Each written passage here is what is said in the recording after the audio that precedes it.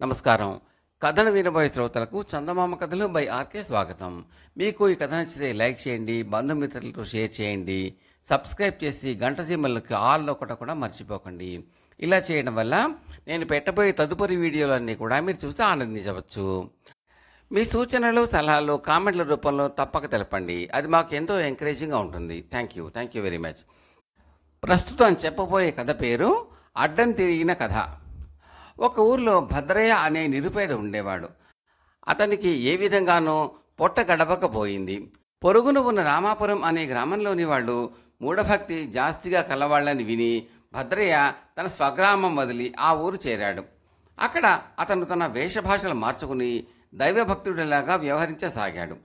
అతను అందరితోనూ మంచితనంగానూ తలలో నాలికలాగానూ వ్యవహరించడం చేత తొందరలోనే ఆ ఊరి వాళ్ళందరికీ భద్రయ్యలో మంచి గురి కుదిరింది. అతను తేలికగా అందరి ఆదరానికి పాత్రుడయ్యాడు. క్రమంగా భద్రయ్యకు దేవుడి కార్యకలాపాల్లో ప్రవేశం దొరికింది. అతనే చందాలు వసూలు చేసి 2 వారాలకు ఒక వేడుక జరిపించేవాడు. ఈ వేడుకలు చక్కగా జరిపించడం చేత అతనికి గొప్ప భక్తుడు అనే పేరు రావటమే కాక అతని భక్తికి ఏ లోటు లేకుండా జరిగిపోతున్నది. ఈపాటి విజయం సాధించాక భద్రయ్యలో ఆశ తల ఎత్తింది. బాగా డబ్బు సంపాదించాలని, ఎప్పటికైనా 1 లక్షైనా వెనకేసుకోవాలని అతను నిశ్చయించుకున్నాడు. అతను మహాశివరాత్రి కోసం కాచుకుని ఉన్నాడు.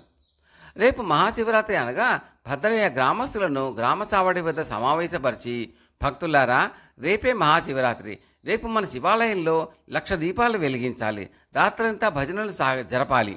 అలా చేసినట్టయితే మన గ్రామం ఇంకా అభివృద్ధి కాగలదు అన్నాడు. దీనికి అందరూ ఒప్పుకున్నారు. భద్రయ్య చుట్టుపక్కల గ్రామాల్లో కూడా చందాలు వసూలు చేసి శివరాత్రి ఉత్సవాలలో పాల్గొనటానికి ఆ గ్రామాల వారిని కూడా అందరినీ ఆహ్వానించాడు. జనం తండోపతండాలుగా వచ్చి పడ్డారు. ఉదయం నుంచి ఆలయంలో కోలాహలంగా భజనలు, అర్చనలు, అభిషేకాలు జరుగుతూనే ఉన్నాయి. భద్రయ్యను అపరశివుడుగా ఎంచుకుంటూ ఎంతో భక్తితో మసలుకునే వారిలో పాపడు అనే పేదవాడు ఒకడున్నాడు. భద్రయ్య పాపడి చేతిలో 2 రూపాయలు పెట్టి రహస్యంగా వాడితో ఏదో చెప్పాడు. భద్రయ్య చెప్పినది వినగానే పాపడికి అంతులేని ఆశ్చర్యం కలిగింది.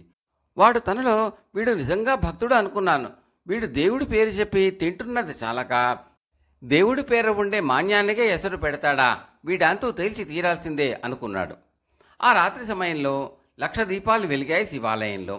ఆలయం దేదీప్యమానంగా ప్రకాశిస్తోంది. శివ సంకీర్తన జోరుగా సాగుతోంది. భజనలో భద్రయ్య, పాపడు కూడా పాల్గొన్నారు. మధ్యలో భద్రయ్య పాపడికి కనుసైగ చేశాడు. అంతే, వెంటనే పాపడు ఒక్క గావుకేక పెట్టాడు. భజన నిలిచిపోయింది. పాపడు శివతాండం ప్రారంభించాడు. అందరూ హడిలిపోయారు. భద్రయ్య లేచి నిలబడి, భక్తులారా, శంకరుడు పాపడిని ఆవహించాడు. నిన్న రాత్రి పరమేశ్వరుడు నాకు కలలో ప్రత్యక్షమై ఇవాళ ఏదో విధంగా సాక్షాత్కరిస్తానని చెప్పి అంతర్ధానమయ్యాడు. అది నిజమైంది. శంకరుడికి మన భక్తవర్గంలో ఏదో దోషం కనిపించిందని నాకు అనుమానం అన్నాడు. ఆ తర్వాత భద్రయ్య పాపడికేసి తిరిగి, స్వామి, మమ్మల్ని క్షమించు, మా వల్ల జరిగిన లోపం ఏమిటో సెలవివ్వండి, తమ ఆజ్ఞ అక్షరాలు నిర్వర్తిస్తాము అన్నాడు. పాపడు భద్రయ్యతో, భక్త, నా ఆజ్ఞ ఏమిటో నీకు కలలోనే సెలవిచ్చాను. ఈ పాపకూపం నుంచి బయటపడటానికి ఇష్టం లేక వీరందరి ముందు నిజం దాచిపెట్టి నా ఆగ్రహానికి గురయ్యావు. నీవు ఇప్పటికే నా సేవ చేసి అంతులేని పుణ్యం సంపాదించావు. నన్ను చేరుకోవటానికి ఈనాడు మహాపవిత్రమైన దినం. అందుచేత ఈవేళ సజీవ సమాధి పొంది నన్ను చేరుకోమని నిన్ను కలలో హెచ్చరించాను. నా ఆజ్ఞను ధిక్కరించావు అంటూ పాపడు దబాలన కింద పడిపోయాడు. కొద్దిసేపట్లో పాపడికి పూనకం దిగిపోయినట్టు కనబడింది. వాడు మళ్ళీ మామూలు మనిషి అయ్యాడు. ఈ లోపుగా అక్కడ చేరిన భక్తులు చాలా ఆర్భాటం చేశారు. ఆహా, జన్మంటే భద్రయ్య గారిదే జన్మ, స్వయంగా శివుడే వచ్చి తన వద్దకు ఆహ్వానించాడు, 1,00,000 మందిలో ఒక్కడికి కూడా ఇంత అదృష్టం పట్టదు అని కొందరు భద్రయ్యను అభినందించారు. భక్తుల్లో కొందరు భద్రయ్య సమాధి కోసం పలుగులు, పారలు తీసుకుని గొయ్యి తవ్వన ఆరంభించారు. భద్రయ్యకు కాళ్ళు చేతులు చల్లబడ్డాయి. తనకు ఇంత ద్రోహం చేసిన పాపడి మీద కోపంతోనూ ప్రాణభయంతోనూ వణికిపోతున్నాడు. భక్తులు అతని వద్దకు వచ్చి, స్వామి, ఆలస్యం ఎందుకు, దయచేయండి, గొయ్యి తయారైంది అన్నారు. నేను అప్పుడే సమాధి అయితే ఎలాగా, బోలాశంకరుడికేమీ వచ్చేయమంటాడు, ఇంకా ఏమైనా చెబుతాడు. నేను ఇంకా చేయవలసిన పనులు ఎన్నో ఉన్నాయి. నేను పోతే ఈ గ్రామం గతి ఏం కాను అని భద్రయ్య అభ్యంతరం చెప్పాడు. కానీ గ్రామస్తులు ఇందుకు ససేమీరా ఒప్పుకోలేదు. భలే వాడివయ్యా, ఆ పరమేశ్వరుడే వచ్చి నేను పిలుస్తుంటే వెళ్ళనంటావేమిటి? మేమే నిన్ను బలవంతాన ఉంచేసుకుంటున్నామనుకుని ఆ దేవుడు మాపై మూడో కన్ను తెరవడు, ఇంకా నయం అంటూ అందరూ ఏకమై భద్రయ్యను గుంటకేసి ఈడ్చుకుపోసాగారు. భద్రయ్యకు ముచ్చెమటలు పోశాయి.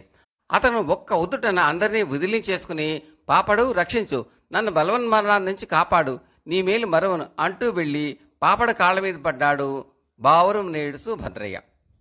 ఇది మిగిలిన వాళ్లకు అర్థం కాలేదు. అందరూ ఆశ్చర్యపడి పాపడికేసి ప్రశ్నార్థకంగా చూశాడు. పాపడు వాళ్లతో, అసలు సంగతి నేను చెబుతా వినండి. ఈ భద్రయ్య పొట్ట చేత పట్టుకుని మన ఊరికి వచ్చి మనకు భక్తి మందు పోసి తన భుక్తి గడుపుకుంటూ వచ్చాడు. రాను రాను అయ్యవారి ఆకలి ఇచ్చింది. దేవుడు ఆస్తి అంతా దిగమింగాలన్న ఆశ పుట్టి ఈ ఉత్సవాలు ఏర్పాటు చేశాడు. నన్ను పిలిచి దేవుడు పూనినట్టు నటించాలని, దేవుడు మాన్యాలన్నీ తన పేరున పెట్టమని చెప్పాలని నాకు రహస్య బోధ చేశాడు. అయ్యవారి అసలు రంగు తెలిసింది. మీతో చెబుదామనుకున్నా, కానీ నా మాటలు మీరు నమ్మరని అనుమానం వేసింది. అందుచేత ఈ నాటకమంతా ఆడాను అన్నాడు. గ్రామ పెద్ద భద్రయ్యను నిలివేసి నిజం చెప్పమన్నాడు. భద్రయ్య వణికిపోతూ నిజం ఒప్పుకున్నాడు.